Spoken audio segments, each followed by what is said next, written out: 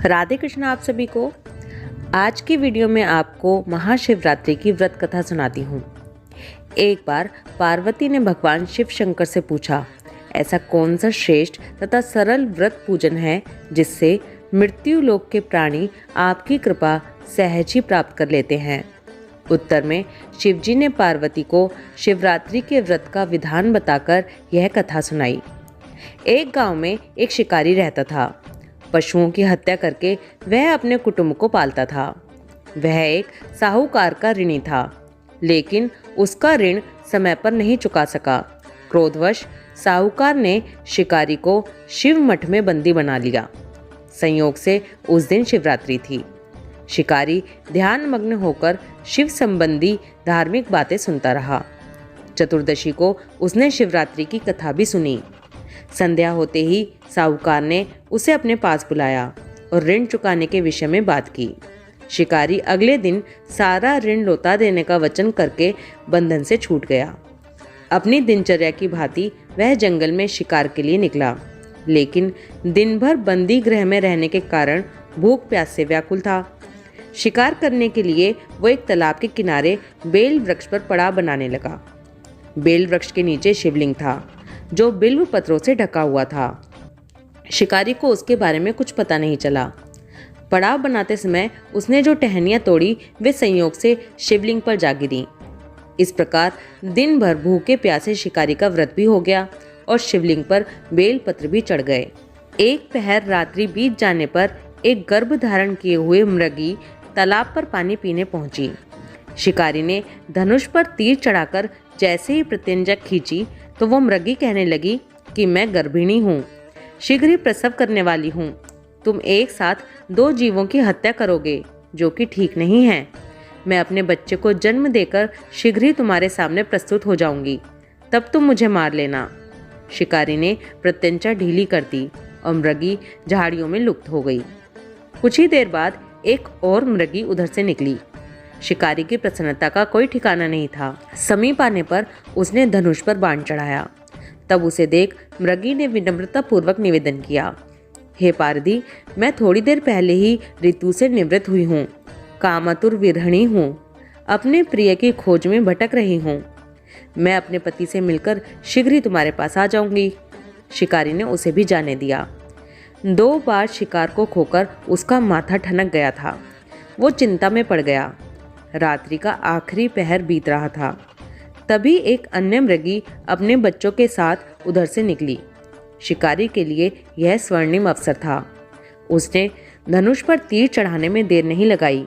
वह तीर छोड़ने ही वाला था कि मृगी बोली, हे पारधी, मैं इन बच्चों को पिता के हवाले करके लौट आऊंगी। इस समय तुम मुझे मत मारो। शिकारी हंसा और बोला, सामने आए शिकार को छोड़ दूं, मैं इतना भी मूर्ख नहीं हूँ। इससे पहले मैं 2 बार अपना शिकार खो चुका हूँ। मेरे बच्चे भूख प्यास से तड़प रहे होंगे। उत्तर में मृगी ने कहा, जैसे तुम्हें अपने बच्चों की ममता सता रही है, ठीक वैसे ही मुझे भी। इसलिए सिर्फ बच्चों के नाम पर मैं थोड़ी देर के लिए जीवनदान मांग रही हूँ। हे पारदी, मेरा विश्वास करो, मैं इन्हें इनके पिता के पास छोड़कर तुरंत लौटने की प्रतिज्ञा करती हूँ। मृगी का दीन स्वर सुनकर शिकारी को उस पर दया आ गई। उसने उस मृगी को भी जाने दिया। शिकार के अभाव में बेल वृक्ष पर बैठा शिकारी बेल पत्र तोड़ तोड़कर नीचे फेंकता जा रहा था। जैसे ही सुबह होने को तैयार हुई तो एक हष्ट पुष्ट मृग उसी रास्ते पर आया। शिकारी ने सोच लिया कि इसका शिकार तो मैं अवश्य ही करूँगा। शिकारी की तनी प्रत्यंचा देखकर मृग विनीत स्वर में बोला, हे पार्थी भाई, यदि तुमने मुझसे पहले आने वाली 3 मृगियों तथा छोटे छोटे बच्चों को मार डाला है तो मुझे भी मारने में विलंब मत करो, ताकि उनके वियोग में मुझे एक क्षण भी दुख न सहना पड़े। मैं उन 3 मृगियों का पति हूँ। यदि तुमने उन्हें जीवनदान दिया है तो मुझे भी कुछ क्षण जीवनदान देने की कृपा करो। मैं उनसे मिलकर तुम्हारे सामने उपस्थित हो जाऊंगा। मृग की बात सुनते ही शिकारी के सामने पूरी रात का घटनाक्रम घूम गया। उसने सारी कथा मृग को सुना दी।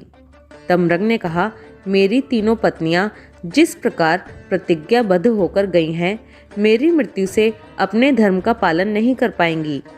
अतः जैसे तुमने उन्हें विश्वास पात्र मानकर छोड़ा है, वैसे ही मुझे भी जाने दो। मैं उन सबके साथ तुम्हारे सामने शीघ्र ही उपस्थित हो जाऊंगा।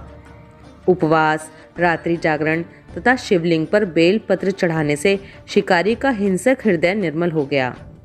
उसने भगवत शक्ति का वास हो गया था। धनुष तथा बाण उसके हाथ से सहज ही छूट गए। भगवान शिव की अनुकंपा से उसका हिंसक हृदय कारुणिक भावों से भर गया। वो अपने अतीत के कर्मों को याद करके पश्चाताप की ज्वाला में जलने लगा। थोड़ी देर बाद मृग सपरिवार शिकारी के समक्ष उपस्थित हो गया ताकि वह उनका शिकार कर सके, किंतु जंगली पक्षियों की ऐसी सत्यता, सात्विकता और सामूहिक प्रेम भावना देखकर शिकारी को बड़ी ग्लानि हुई। उसके नेत्रों से आंसुओं की झड़ी लग गई। उस मृग परिवार को ना मारकर शिकारी ने अपने कठोर हृदय को जीव हिंसा से हटाकर सदा के लिए कोमल और दयालु बना लिया। देवलोक से समस्त देव समाज भी इस घटना को देख रहा था। घटना की परिणति होते ही देवी देवताओं ने पुष्प की वर्षा की। उस शिकारी पर प्रसन्न होकर भगवान शिव ने उसे प्रत्यक्ष रूप से दर्शन दिए। उसे सुख समृद्धि का वरदान तो दिया ही और बाद में मोक्ष भी प्रदान करने का वरदान दिया, और भगवान ने साथ ही उसे कुहू नाम भी प्रदान किया। अगले जन्म में ये वही कुहू था जिसकी भगवान श्री रामचंद्र जी से मित्रता हुई थी। कुहू को निषाद राज या भील राज भी कहा गया। तब शिकारी तथा मृग परिवार को सभी को मोक्ष प्राप्त हुआ। बोलो शिव शंकर महादेव की जय, माता पार्वती की जय।